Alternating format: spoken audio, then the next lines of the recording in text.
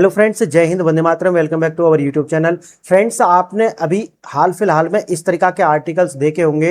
ये जी देखिए, दैनिक भास्कर का ये आर्टिकल है, रक्सौल सीमा से सब पिलर गायब, प्रशासन चिंतित, भारत नेपाल बैठक के बाद जांच तेज, एसएसबी को जिम्मेवारी सौंपी गई।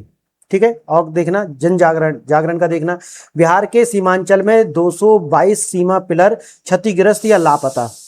अमर उजाला का देखना, लखीमपुर खेरी न्यूज इसमें दिखाया जा रहा है, भारत नेपाल सीमा पर सर्वे और वहां पर सोनाह से होगी शुरुआत। अब यहां पर आप इसमें एक बात देखिए, ये जो पिलर हैं ये गायब हो रहे हैं। ये देखिए 295 पिलर नंबर 295 ये गायब हो रहे हैं। तो इससे क्या फर्क पड़ेगा? मन में तो आया ना ये भाई, ठीक है पिलर गायब हो गए, इससे क्या होगा। मैंने एक वीडियो बनाई थी और आपको याद होगा उस समय पर मैंने ये वीडियो बनाई थी कि ये जो सत्ता में आया है वालेन शाह, प्रधानमंत्री नेपाल का, ये अमेरिका का पिट्ठू है। जब से ये आया है आप देखिए, नेपाल के अंदर हो या फिर भारत और नेपाल की सीमा पर, ये इस तरीका की जो गतिविधि है ये बढ़ रही है। इतना ही नहीं, आप ये देखेंगे कि यूपी के अंदर जो ये नेपाल बॉर्डर, यहां पर जितना भी इलीगल एनक्रोचमेंट था इसको पूरी तरीका से साफ किया गया। अब ये जो बिहार का जो सीमांचल एरिया है, आप जानते हो कि जब हम सीमांचल की बात कर रहे हैं तो वहां किन की आबादी ज्यादा है, तो इन जो भाई जोन्स की आबादी वहां है, वहां से ये जो पिलर्स हैं ये लगातार गायब हो रहे हैं ताकि डिमार्केशन खत्म हो जाए।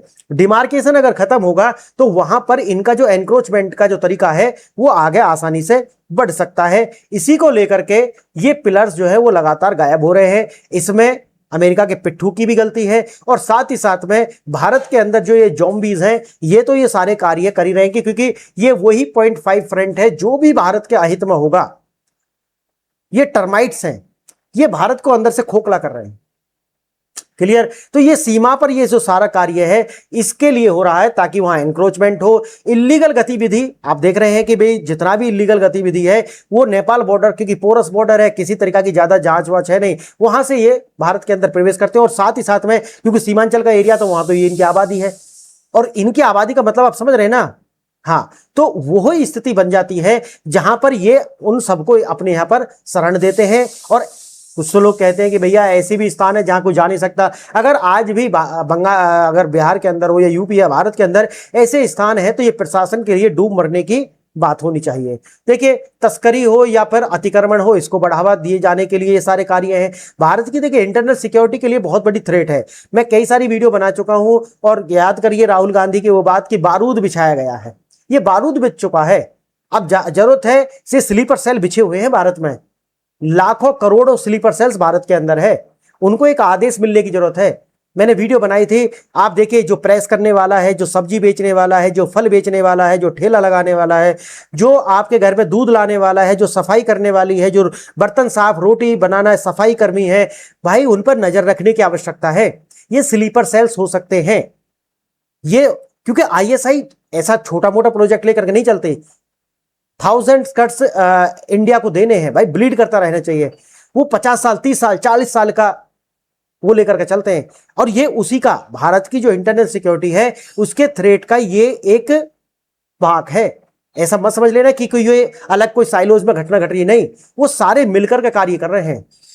ये भारत के लिए बहुत बड़ा चैलेंज है, भारत की सरकार इस पर कार्य कर रही है। हम बता चुके हैं कि जितने भी बॉर्डर स्टेट हैं इनको सिक्योर किया जा रहा है, इनकी नाकेबंदी की जा रही है, और धीरे धीरे इनकी स्थिति बहुत बेहाल करने वाले है भारत की सरकार इस देश के अंदर। ये कार्य इनका 2029 के बाद शुरू होगा, लेकिन उससे पहले अर्बन नक्सल्स जो हैं उनका इलाज होने वाला है इस देश के अंदर। 2029 तक ये इलाज होगा। 2029 के बाद में इलेक्शन होने वाला है, आप जानते हैं, लोकसभा का। उसके बाद जब रिजल्ट आएगा तो ये जितने भी ये टर्माइट्स हैं इनका इलाज भारत के अंदर शुरू हो जाएगा। अब देखिए, सख्त स्क्रीनिंग और दस्तावेजों की जांच की जा रही है जो भी नेपाल से आ रहे हैं।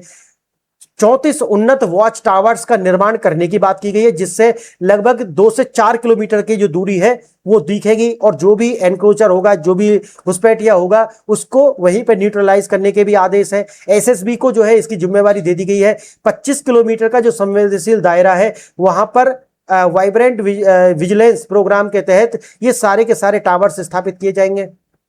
अब देखिए, ये आईबी की रिपोर्ट है, इंटेलिजेंस ब्यूरो की रिपोर्ट है, वो ये बताती है कि देखिए रक्सौल सीमा पर ये जो पिलर है ये गायब हो रहे हैं, जो चिंता का विषय उन्होंने बताया।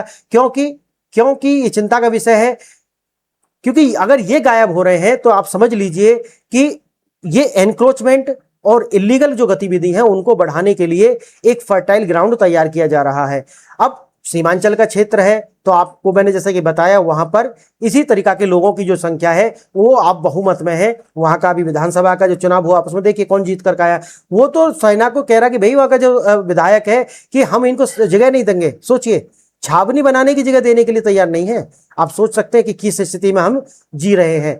अब रक्सौल वीरगंज चौक पॉइंट्स दोनों देशों के बीच लगभग 60% व्यापार इसी से होता है। जो रक्सौल जो वीरगंज चौक पॉइंट है इसी के द्वारा। अब अगर आप इसके अंदर आप ये भी देखेंगे कि मोतिहारी रक्सौल के समीप स्थित जिला मुख्यालय जो वर्तमान में 11 संदिग्धों की सूचना मिली है कि 11 ऐसे लोग जो कि आईएसआई के एजेंट्स हैं, जो अपने आप को उड़ा सकते हैं बम बांध करके, वो भारत के अंदर प्रवेश कर चुके हैं, ऐसा आईबी की रिपोर्ट कहती है। देखिए integrated check post Bharat Nepal का 45% व्यापार आईसीपी इसी की चेक पोस्ट से भी होता है और 60 उधर से पीछे आप रक्सौल वाले से देखिए। पिलर संख्या 395 काफी मशहूर है। रक्सौल सीमा के समीप बलुआहा क्षेत्र मुख्य पिलर 395 और उसके कई सब पिलर्स वहां से गायब हो चुके हैं। और उनका मैंने बताया गायब होने का क्या है, क्योंकि यहां से ह्यूमन ट्रेडिंग भी होती है, फ्लैश ट्रेडिंग जिसे हम बोलते हैं। लोगों का जो है लड़कियों को यहाँ ले जाना, यहाँ से पाकिस्तान से लेकर के आना, घुसपैठ कराना, ये इसके लिए प्रसिद्ध। और इसीलिए आप देखोगे कि भारत के जो टर्माइट्स हैं, ये ज़ॉम्बीज, ये आपको ये उन्हीं सीमा के क्षेत्रों में दिखेंगे। आप देखिए जहां पर भी ये डेमोग्राफी चेंज हो रही है वहां पर आप बंगाल का देखिए, क्योंकि एक बार जो प्रवेश करेगा उसे ये पूरी शरण देते हैं। इनका सीमा पर होना, इनको मुझे लगता है कि 100 से 200 किलोमीटर अंदर तक तो ये होना ही नहीं चाहिए, क्योंकि ये देश की सुरक्षा के लिए बहुत बड़ा खतरा है। देखिए इंडिया नेपाल हालिया रिव्यू मीटिंग से मुद्दे पर गंभीर चिंता जताई है। परिणाम स्वरूप अवैध आवाजाही और तस्करी में भारी वृद्धि दर्ज की गई थी, इसी को लेकर के ये हुआ है।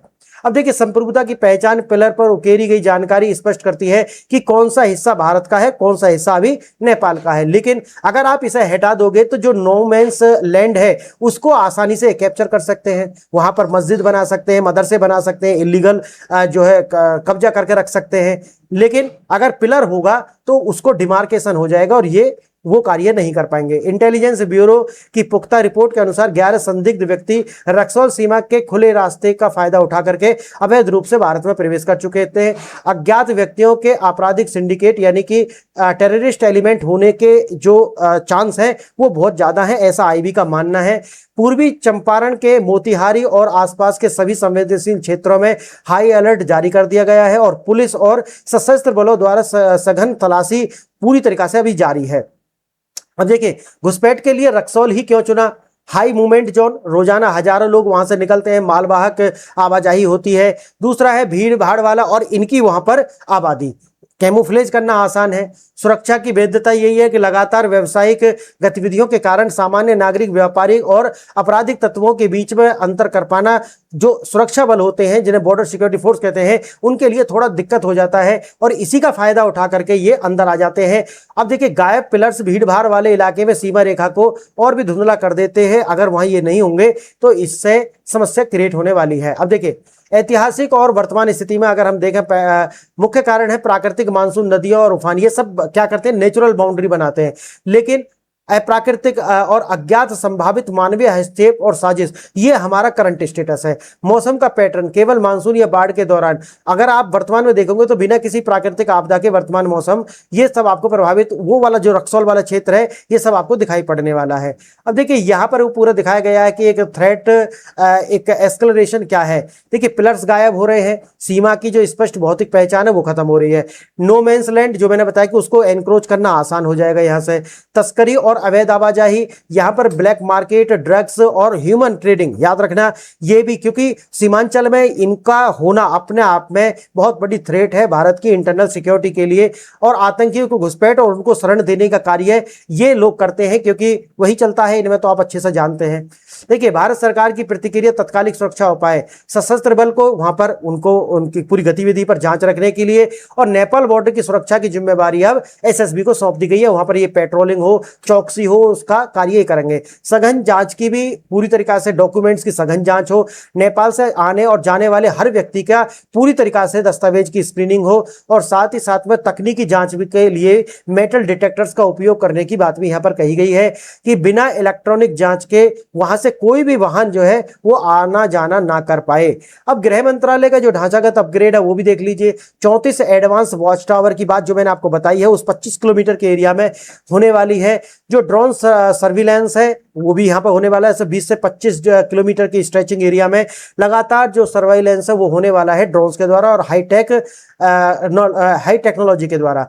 अब देखिए, समग्र सुरक्षा गार्ड, सीमा सुरक्षा अब केवल सेना की जिम्मेवारी नहीं है। देखिए, ये मैं कल की वीडियो में जब मैंने बनाई थी, मैंने तब भी कहा था कि अब भारत के हर नागरिक को सिविल ड्रेस में एक पुलिसकर्मी की तरह भूमिका निभानी होगी। अगर हम यहाँ पर चूक जाते हैं तो आप समझिए कि बहुत बड़ी समस्या भारत को आने वाली है।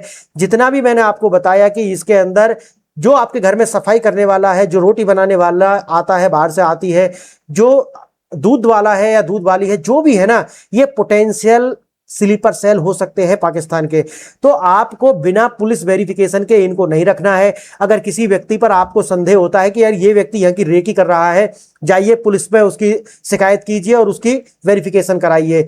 ये कार्य अगर आपकी कॉलोनी के अंदर भी कोई ऐसे लोग आते हैं कि जिन्हें आप नहीं जानते और वो लगातार आप उनका एक पैटर्न देखते हैं, तो उसकी शिकायत जाइए पुलिस में कीजिए और उनका धरपकड़ होगी। तो हमें हर व्यक्ति को एक पुलिस की भूमिका में आना पड़ेगा।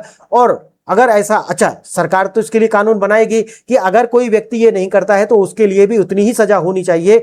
अपने घर में रखता है ऐसे लोगों को, पुलिस वेरिफिकेशन बिना कराए रूम देता है, पुलिस वेरिफिकेशन कराए उसको घर में काम देता है, अपने व्यवसाय में काम देता है, वो उतना ही जिम्मेवार है जितना ये टेररिस्ट है। तो फ्रेंड्स, आज के लिए यही, आपने वीडियो देखा, इसके लिए धन्यवाद। जय हिंद, जय भारत।